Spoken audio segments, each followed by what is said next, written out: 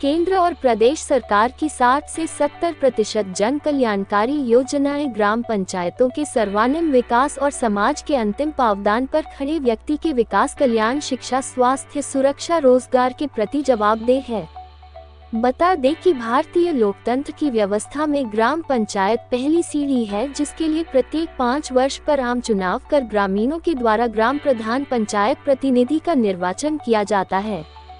उत्तर प्रदेश की ग्राम पंचायत अपना कार्यकाल पूरा करने के अंतिम चरण में है। ऐसे ग्राम पंचायत में कौन कौन से विकास कार्य कराए गए, पिछले चुनाव में जो वादे जनता से किया गया वो पूरा हुआ या नहीं, या ये कह ले कि प्रत्याशी को वादा याद भी रहा, ये जानने का प्रयास यूनिवर्सल न्यूज टुडे की टीम ने किया, जिसके क्रम में चारगांवा विकास खंड के ग्राम पंचायत जंगल छात्रधारी हम पहुंचे। यहाँ ग्राम प्रधान श्रीमती प्रीति निषाद है, जिनके पति प्रदीप निषाद उनके प्रतिनिधि के रूप में कार्य देखते हैं। आइए इनसे मिलते हैं। आप देख रहे हैं universal news today. Pradeep ji, आप जो है चारगांवा विकासखंड के ग्राम सभा जंगल छत्रधारी के ग्राम प्रधान के पति और प्रतिनिधि हैं। पहली बार ग्राम प्रधान भी हुए और बहुत सारी अभिलाषाएं थी, महत्वाकांक्षा था, जज्बात थे। उन जज्बातों को लेके आप चुनाव के मैदान में आए। आज 4.5 वर्ष बीत गए। इस 4.5 वर्षों में आप अपने ग्राम सभा में कौन कौन से विकास कार्य करा दिए और जो वादा आपने जनता से किया था वह वादे कौन से थे और कहां तक आप पूरा किया? सबसे पहले तो मैं आपको और आपके चैनल को धन्यवाद देता हूँ कि आपने मेरा कार्यकाल शुरू होने से पहले भी आपने मेरे महत्वाकांक्षाओं को, मेरे उम्मीदों को आपने रिकॉर्ड किया था और बड़ा मतलब सुंदर कार्य था आपके द्वारा वो। और आज पुनः 4.5 साल बीत जाने के बाद भी आप हमारी उन अभिलाषाओं, उन कार्यों को समीक्षा के तौर पे आप मुझसे जो ये आप कर रहे हैं उसके लिए आपको बहुत बहुत धन्यवाद है।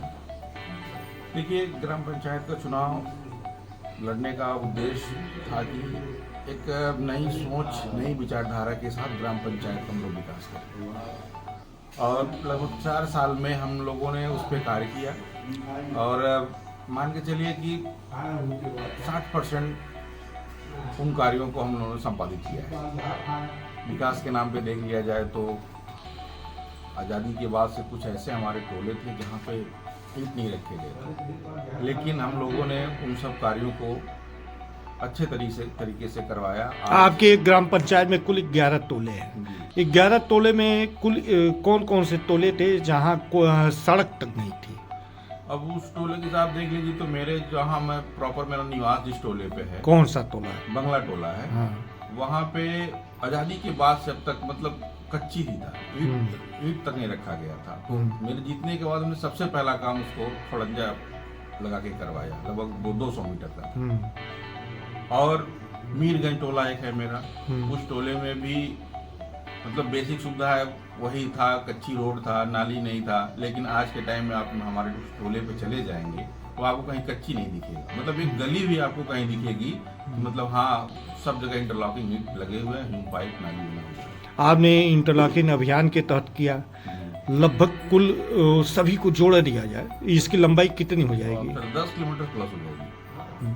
और नालियाँ? नाली भी वही मान के चलिए कि 10 किलोमीटर नियर अबाउट, भूमिगत नाली और खुली नाली मिला करके। अभी हमने एक शाहपुर टोले में एक बहुत जेन्युइन समस्या थी, तो उसमें दरअसल गांव वाले भी चाहते थे कि वो नाली बन जाए। आरसीसी नाली हमने बनवाया है, 2 मीटर चौड़ी, 2 मीटर हाइट की। और मतलब हमको लगता है कि पूरे विकास खंड में इकलौता मैं प्रधान हूँ कि 380 मीटर नाली मैं अपने वित्त से उसको करवाया हूँ। आरसीसी की आपने बात कर दिया, आरसीसी के किताब बन गया होगा। आरसीसी रोड हमने अब वित्त से तो नहीं बनवा पाया क्योंकि, लेकिन मनरेगा से हमने लगभग 550-600 मीटर का काम करें। नहीं तो आरसीसी कुछ आप अपनी उच्च जनप्रतिनिधियों से भी लिए होंगे, जैसे आपके क्षेत्र पंचायत हैं, जिला पंचायत है, विधायक हैं, सांसद हैं, यहाँ तक कि मुख्यमंत्री जी भी हैं। तो वहाँ से आपको क्या मिला? क्षेत्र पंचायत से हमको ब्लॉक प्रमुख महोदय जी की तरफ से हमको लगता है कि 200-250 मीटर आरसीसी रोड मिला है और 200 मीटर इंटरलॉकिंग मिला है। और विधायक जी का आरसीसी रोड मेरे ग्राम सभा में तो वो पिच दिए हैं लगभग 200 मीटर का और आरसीसी हमको नहीं मिला। और सांसद जी से? सांसद जी से नहीं, कुछ नहीं, मेरी जानकारी में नहीं। उनसे आपने कुछ मांगा नहीं अभी? और नहीं, हमने पहल भी नहीं किया। अच्छा, आपके यहाँ जो है पंचायत भवन पहले से था लेकिन बहुत बुरी स्थिति में था, उसका आपने कायाकल्प किया, तो कायाकल्प किए तो उसका विद्यालय आपके यहाँ 2 विद्यालय मेरे वहाँ 4 हैं। 4 विद्यालय, 4 विद्यालयों में कितने का आपने कायाकल्प कराया? चूँकि 2 में पहले हो चुका था पिछले कार्यकाल में। हाँ। और 2 में हमने इस बार किया है। क्या क्या कराया है? सारे विद्यालय के अंदर टाइल्स लगवाया, सारे प्लास्टर जो उसके होते दीवार के पकड़ गए थे तो हमने उसको हटा करके सारा न्यू प्लास्टर करवाया, बाकायदे पेंटिंग करवाई। उसके साथ साथ आरआरजी सत्तरधारी में जो विद्यालय उसके सटे आंगनबाड़ी थी वो भी बड़ी बुरी स्थिति में थी, हमने उसका भी कायाकल्प, बच्चों के लिए टियल्लम, कुर्सी, मेज, बेंच सबका व्यवस्था हमने करवा दिया है। चूंकि चुनाव के मैदान में जब आप आए, आपके आने का एकमात्र उद्देश्य था अपने गांव में शिक्षा व्यवस्था, उसी को लेके आप चुनाव में आए थे और विद्यालय में आपने कायाकल्प भी किया, सारा कुछ किया। वहाँ की शिक्षा व्यवस्था, बच्चों की संख्या, इस सब पे आपने क्या प्रयास किया? अब वो हम लोग देखते हैं कि खुद जाकर विद्यालय में काउंसलिंग करते हैं, टीचरों के साथ बैठ करके उनको प्रेरित करते हैं कि आप आइए। जैसे प्राइवेट विद्यालयों में पेरेंट्स टीचर मीटिंग होता है, हमने वो प्रयास किया है और लोग यहाँ कर भी रहे हैं। हमारे सारे विद्यालयों में, चारों विद्यालयों में गार्जियन को बुलवा करके पीटीएम होता है। और हमने अपने तरफ से खुद, मैं 2 विद्यालयों को समझ लीजिए गोद ले लिया हूँ। उन विद्यालयों में बच्चों को जैसे जो गवर्नमेंट फ्री ड्रेस, जूता मोजा जो भी दे रही है, उसके अलावा उन विद्यालयों में अलग से आईडी कार्ड और जो भी सुविधाएं इस तरह की हैं उनको हम खुद उपलब्ध कराएंगे अपने खर्चे से। हर गांव में जो है खेल का मैदान बनाया गया युवाओं के शारीरिक विकास के लिए। आपके यहाँ की क्या स्थिति रही? हमारे वहाँ चूँकि ज़मीन की दिक्कत थी इसलिए हमने वो नहीं करवा पाया, लोकेशन की ज़मीन नहीं मिल पाई इसलिए। प्रधानमंत्री जी का प्रयास है हर घर जल, नल से जल उपलब्ध कराने के लिए, तो इस दिशा में आपके यहाँ काम हुआ? मेरे वहाँ हमने जल जीवन मिशन के तहत लोग आए तो हमने ज़मीन का प्रस्ताव दिया, टंकी भी बना और पाइपलाइन भी दौड़ गया है मैक्सिमम हर टोलों पे।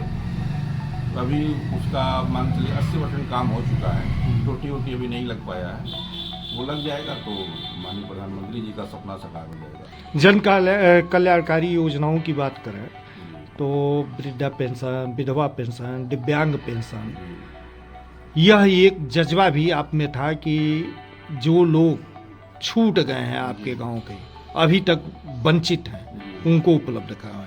उस दिशा में आपने क्या किया? सर उसकी बात करेंगे तो सबसे ज़्यादा खुशी हमको इसी में मिलती है और मैं इस काम को स्वयं करता हूँ। किसी भी अगर पात्र व्यक्ति है, विधवा है, विकलांग है, वृद्ध है, तो अगर उसको सिर्फ नियम बता देंगे कि आप जाइए काम करवा लीजिए, लाइए, हो जाएगा, तो संभव नहीं हो पा रहा था। और इसी का देन था कि पीछे लोग यही करते थे, भाई कोई पेंशनधारी पात्र व्यक्ति आया, प्रधान जी मेरा पेंशन बना दीजिए, तो भाई इतने फॉर्मेलिटी है कि उसको करने में वो आदमी थक जाता है। लेकिन हमने उस चीज़ को बदला और उस चीज़ को स्वयं अपने किया। उनका आय बनवाना हो और उनका बैंक में खाता खुलवाना हो, मैं लग करके लोगों को लगा करके उस चीज़ को करवा करके। और तो कितनी विधवाओं को आपने पेंशन दिलवा दिया? अभी मान के चलिए कि मेरे कार्यकाल से पहले टोटल सिर्फ 51 पेंशन थे, तीनों पेंशन मिला करके। लेकिन आज के टाइम में आपने बनवा दिया 600 से प्लस है तीनों पेंशन मिला करके। उसमें जिसमें से आपका विधवा लगभग 250 करीब है और वृद्धा आपका 250 करीब है और 50 प्लस दिव्यांग है। उसके साथ साथ मुख्यमंत्री महोदय जी की एक योजना है पारिवारिक लाभ। हाँ। अगर पति 60 वर्ष से कम उम्र में मर जा रहा है तो उसके परिवार को मुख्यमंत्री महोदय द्वारा 30,000 रुपये का आर्थिक सहायता दिया जाता है। तो उस दिशा में भी हमने 12 लोगों को 30,000 रुपये का अनुदान सरकार दिलवाया है। उसके साथ ही एक महिला बाल विकास योजना भी माननीय मुख्यमंत्री जी की तरफ से चलता है कि 2021 के बाद अगर किसी के माता पिता दोनों में से मर गए हैं और बच्चे 18 साल से कम हैं और पढ़ लिख रहे हैं तो उनको फीस के लिए लगभग जो भी सरकार की 2500 रुपये उस तरह का है, तो उसमें भी हमने 10-15 बच्चों का आवेदन दे दिया है। अभी स्वीकृत नहीं हुआ है लेकिन वो भी हो जाएगा।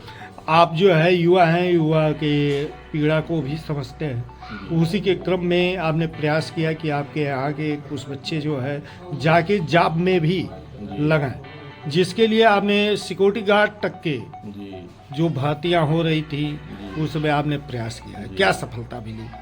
प्रयास किया गया लेकिन बच्चे इंटरेस्टेड नहीं दिखे तो हम लोग नहीं उसमें कर पाए, लेकिन अपना उम्मीद भरोसा पूरा था कि लोगों को जॉब दिलवाया जाए, लेकिन बच्चे इंटरेस्टेड नहीं हुए। स्किल डेवलपमेंट प्रोग्राम में भी आपने कोशिश किया था? जी, उसमें भी किया लेकिन उसमें भी सफलता नहीं मिल पाई हमको। कारण? अब कारण यह है कि चूंकि शहरी क्षेत्र के नज़दीक हमारा ग्राम पंचायत है तो इसमें रोजगार की कमी है नहीं। आदमी 2-4 दिन जाके काम कर ले रहा है, उसका काम चल जा रहा है। और यही दूर दराज क्षेत्र होते, देहात का क्षेत्र होता बहुत, तो ये सब चीज़ें हम आसानी पूर्वक कर ले जाते हैं। जंगल ढोसा से आपके ग्राम सभा तक पंचायत तक आने में, ग्राम पंचायत तक आने में जो पंचायत भवन है, मार्ग काफ़ी क्षतिग्रस्त है। इसके लिए भी आप कहीं कुछ प्रयास कर रहे हैं? इसके लिए विधायक जी को पत्र हम लोग दिया गया, लेकर के आश्वासन दिया है उन्होंने। कुल पोखरे कितने हैं? मेरे वहाँ वैसे बड़े पोखरे तो कई हैं लेकिन शुद्ध रूप से जो काम करने लायक थे वो 2 पोखरे थे। तो एक पोखरे पे तो हमने एक एनजीओ को दे दिया था, तो एनजीओ के माध्यम से उसका सुनिकरण हो गया है। उस पर कुछ सीढ़ी उड़ी बननी बाकी थी तो वो मैं अपने वित्त से करवा रहा हूँ। और एक मेरा सबसे बड़ा पोखरा ककरहिया टोले पे है, तो उसको हमने अपने जिला पंचायत सदस्य जी के माध्यम से कहा था, तो उन्होंने माननीय जिला पंचायत अध्यक्ष महोदय से कह करके उस पोखरे का कायाकल्प करवा दिया और बहुत सुंदर पोखरा बन गया। चारों तरफ से लाइटिंग हो गई है, इंटरलॉकिंग हो गई है, कुर्सी लग गई है, वॉल फेसिंग हो गई है, बहुत सुंदर पोखरा बन गया। गांव की सुरक्षा के लिए ऑपरेशन त्रिनेत्र के तहत सीसीटीवी कैमरे कुल कितने लगे? और लगभग 5 लोकेशन पे कैमरे लगे हैं, जिसमें मान के चलिए 20 कैमरे आज के डेट में संचालित हो रहे हैं हमारे गांव की सुरक्षा के लिए। इसी तरह जो है पथ प्रकाश में लगभग स्ट्रीट लाइट कितनी लग गई होगी? स्ट्रीट लाइट लगभग 200-250 हमने अपने 4.5 साल के में लगवा लिया है। साथ ही हाई मास्क भी मान के चलिए 10 अदद लग गए हैं। और सोलर लाइट ये लाइट स्ट्रीट लाइट की संख्या कम आपकी दिख रही है, कारण क्या है? अब रीजन ये था कि चूंकि मेरे वहाँ पिछले 10 सालों में विकास की गति बड़ी स्लो थी। रोड, नाली, खड़ंजा, जो बेसिक चीजें जनता के लिए मूलभूत सुविधा होती थी वो बड़ा दयनीय स्थिति थी। तो हमने लोगों को मैनेज किया। लोग तो लाइट के लिए चिल्लाते हैं, भाई बरसात का टाइम अंधेरा है तो लाइट चाहिए, लेकिन मेरी सोच थी कि लाइट के बगैर काम चल सकता है, लेकिन रोड और नाली अगर नहीं मिल पाई तो शायद काम ना चले। इसलिए हमने लाइट को कम किया और उन सारे पैसों को हमने रोड, नाली, खड़ंजा इन सब चीज़ों में किया। जन सुविधा केंद्र का भी जी ग्राम पंचायतों में, जी उसके लिए भवन भी दिए जा रहे हैं जी। उस दिशा में कोई प्रगति? और एक्चुअली में जो सरकार की मंशा थी कि गांव के व्यक्ति को बेसिक सुविधा के लिए किसी कार्य के लिए बाहर ना जाना पड़े, उस मंशा से गवर्नमेंट CSC केंद्र बनवा रही थी। तो सरकार ने ही तो एक पंचायत सहायक दिया है, हमने उसको ही ट्रेंड करवाया। उसके माध्यम से सारी सुविधाएं गांव वालों को उपलब्ध करवाते हैं और स्वयं मैं खुद करता हूं। नहीं तो वह जो है नए भवन का भी उसमें दिया जा रहा है। तो नए भवन के लिए चूंकि जगह नहीं थी हमारे पास, ये सहकारिता विभाग द्वारा जी दिया जा रहा है। जिला पूर्ति के द्वारा भी अन्नपूर्णा भवन, तो उसके लिए हमने सर दिया था, आवेदन दिया था, लेकिन जिस भूमि को हमने दिया था उस भूमि की जब लेखपाल द्वारा पैमाइश की गई तो वो थोड़ा विवादित निकल गया, जिसकी वजह से मेरा प्रस्ताव जाते हुए भी नहीं हो पाया। अच्छा, विवादित भूमि जी, इसलिए जो आपने जनता से वादा किया वह सभी आप बताते गए, वह पूरा हुआ। ऐसा भी कुछ कार्य रह गया जो नहीं कर पाए और उसकी 30 उसका मलाल अभी है? देखिए, कार्य तो हम लोग जनता के लिए पूरी तरह समर्पित हैं और जितना वादा, जितना मन में सोच था, उसमें हम लोग अभी कहिए तो 40% ही कर पाए हैं। लेकिन अगर हम लोग को फिर नेक्स्ट टाइम अगर इस तरह से मौका मिलता है तो हम लोग उन सब जितनी भी सोच है, एक गांव को सुंदर गांव बनाना, स्वच्छ गांव बनाना, अनुशासित गांव बनाना, हर तरह की जो सोच है, क्योंकि हम लोग पढ़े लिखे हैं तो एक पढ़ा लिखा समाज चाहते हैं, उसका निर्माण हो, तो उसके लिए हम कार्यरत हैं।